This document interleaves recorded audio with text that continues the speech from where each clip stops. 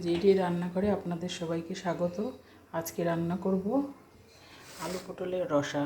এই যে পটলগুলোকে এরম করে খোসা ছাড়িয়ে এরমভাবে কেটে নিয়েছি। আর আলুগুলোকে এরমভাবে কাটতে হবে, ছোট ছোট করে গোল গোল করে। আর পটলগুলো এরম করে কাটতে হবে। আর মশলা দেবো, এই যে গরম মশলা বেটে নিয়েছি, এই যে আদা রসুন পেঁয়াজ একবারে পেস্ট করে নিয়েছি, আর হলুদ গুঁড়ো জিরার গুঁড়ো।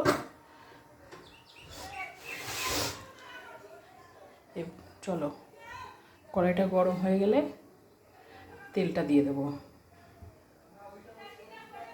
কড়াইটা গরম হয়ে গেছে, এবার তেলটা দিয়ে দেবো। এই যে কড়াই গরম হয়ে গেছে, এবার তেল দিয়ে দেবো।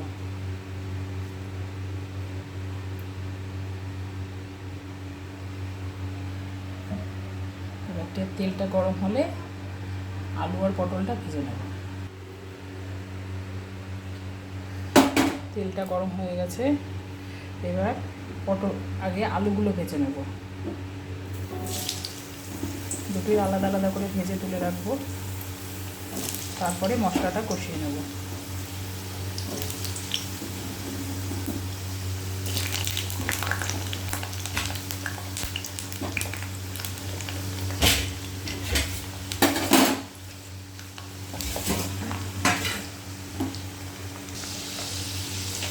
আলুটা যাতে তাড়াতাড়ি ভাজা হয়ে যায় তার জন্য সামান্য একটু লবণ দিয়ে দেবো।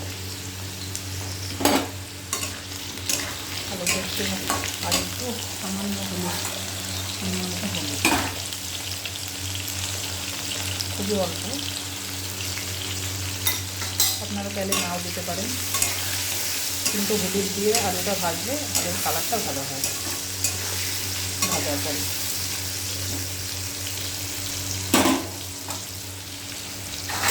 চলো, আলুটা ভাজা হয়ে গেছে।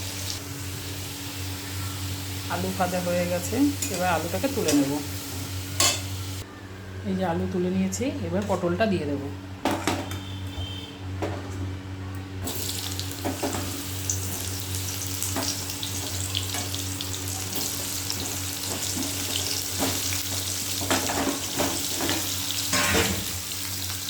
পটলের মতো সামান্য একটু লবণ দেবো, এখানে হলুদ দেবো না, পটল কাটাতে হলুদ দেবো না।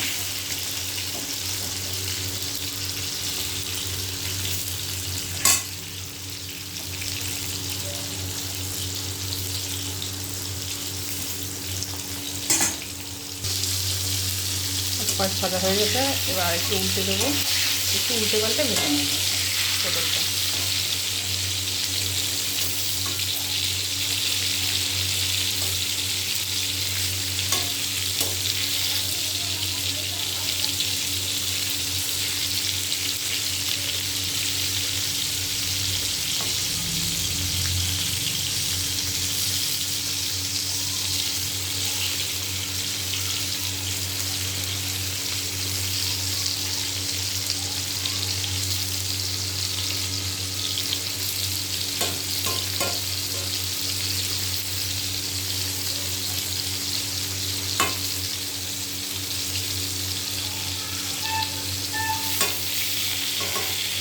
যেহেতু আলু ভাজার সময় হলুদ দিয়েছিলাম, সেই জন্য তেলে তো হলুদটা রয়ে গেছে, এই জন্য পটলে আর হলুদ দিলাম না।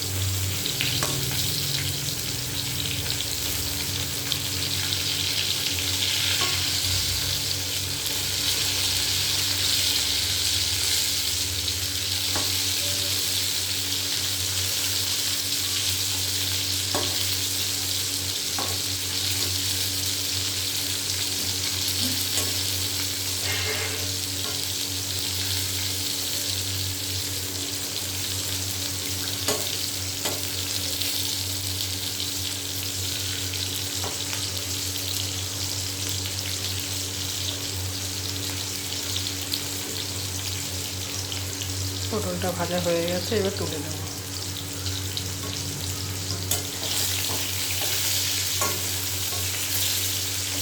এবার তুলে নেব। এই যে পটলটাকে এরকম করে হালকা করে ভেজে নিয়েছি, খুব বেশি কড়া করে ভাজেনি, হালকা হালকা করে ভেজে নিতে হবে।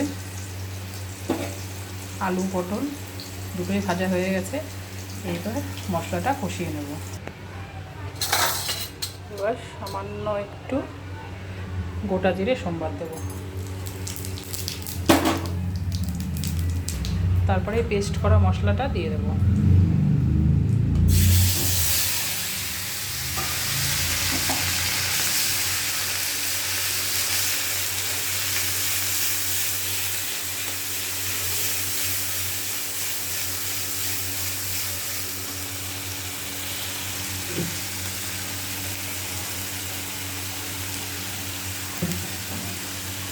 এর মধ্যে সামান্য একটু জল দিয়ে দেবো, খুবই অল্প।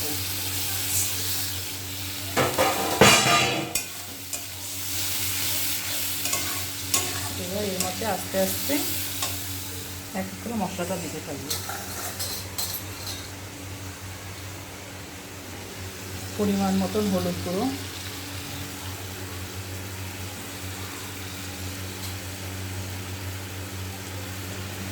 পরিমাণ মতো জিরার গুঁড়ো। এবার মশলাটাকে কষতে দেবো।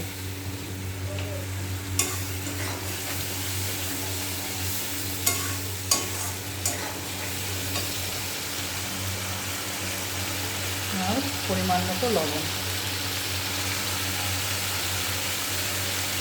আমি এখানে 2 চামচ দেবো।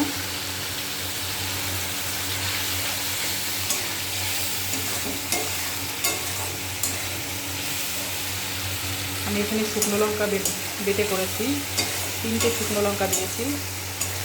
আপনারা চাইলে বেশিও দিতে পারেন, যে যেমন ঝাল খাবে। আমরা ঝাল কম খাই তো, ওই জন্য ঝালটা অল্প দিয়েছি।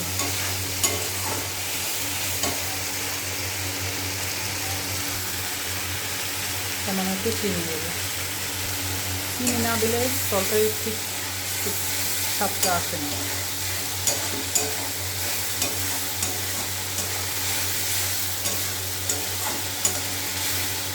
মশলাটা থেকে তেলটা বেরিয়ে এলে তবে পটলটা দিয়ে দেবো। এই যে দেখুন মশলাটা থেকে তেল বেরিয়ে এসছে অনেকটা।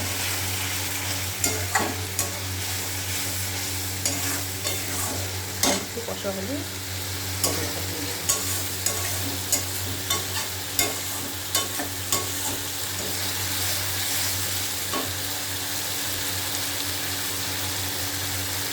মশলাটা কষা হয়ে গেছে, এবার পটলটা দিয়ে দেবো। ভেজে রাখা পটলটা দিয়ে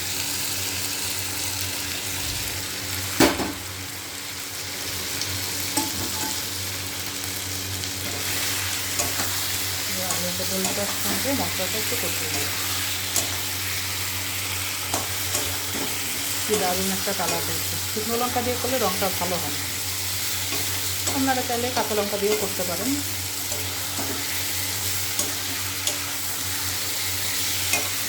তবে শুকনো লঙ্কা দিয়ে করলে রঙটা একটু ভালো হয়, দেখতে ভালো লাগে।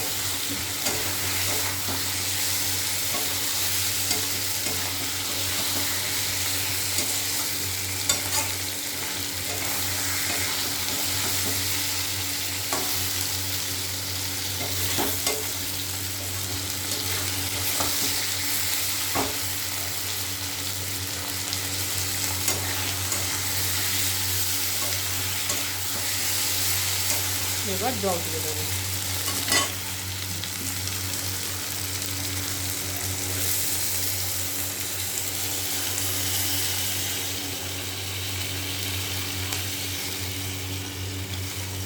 খুব একটা জল দেবো না,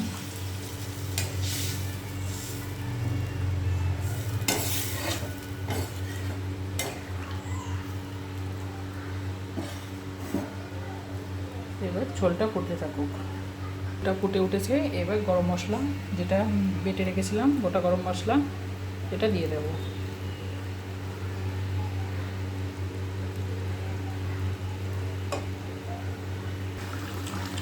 ঝোলটা হয়ে গেছে,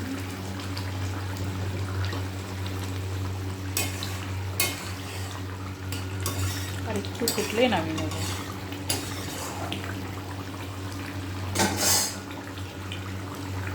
কি সুন্দর একটা কালার এসছে।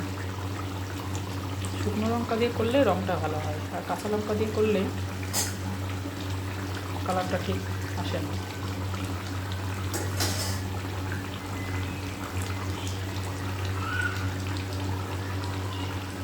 এবার নামিয়ে নেব।